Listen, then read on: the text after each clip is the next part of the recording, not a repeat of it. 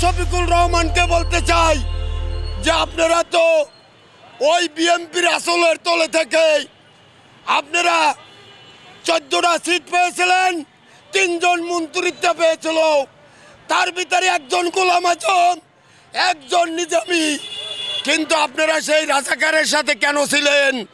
তখন কি আপনারা ভাবেন নাই যে বিএনপি রাজাকারের সাথে আমরা থাকবো না? আরে আপনারা তো হইছেন বড় বিশ্বাসঘাতক। যারা ইসলাম বিক্রি করে, আমি মনে করি তাদের মতো মুনাফেক আর বাংলাদেশে নাই।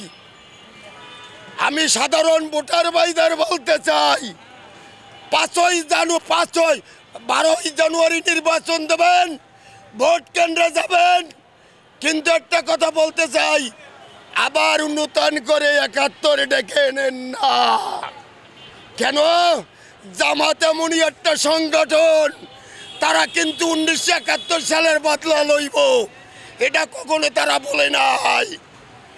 1971 সালের বদলা থেকে বাঁচেন।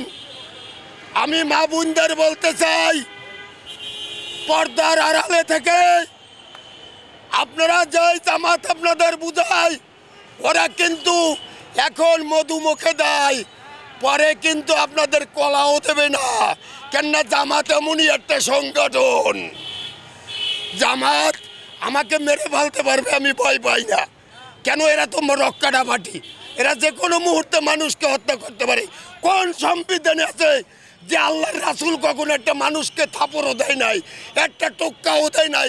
কিন্তু জামাত দেখেছি পটুয়াখালী, কালকে দেখলাম পটুয়াখালী, বাউপাল পটুয়াখালীর ভিতরে জামাতের প্রার্থী বিএনপির নেতা কর্মীদের ঘেরাও করে রেখে দিয়েছে।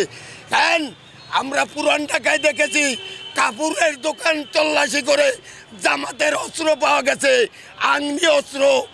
এবং ওই যে পুষ্কুনিতে মানুষ গোসল করে না, সেই পুষ্কুনির ভিতরে জামাতের আংনি অস্ত্র কাগজে পেঁচিয়ে, পলিথিনের ভিতর পেঁচিয়ে পুষ্কুনির ভিতর রেখেছে। তো এই সংগঠন কি সংগঠন? এরা কি শান্তির সংগঠন না অশান্তির সংগঠন? এরা হলো অশান্তির সংগঠন।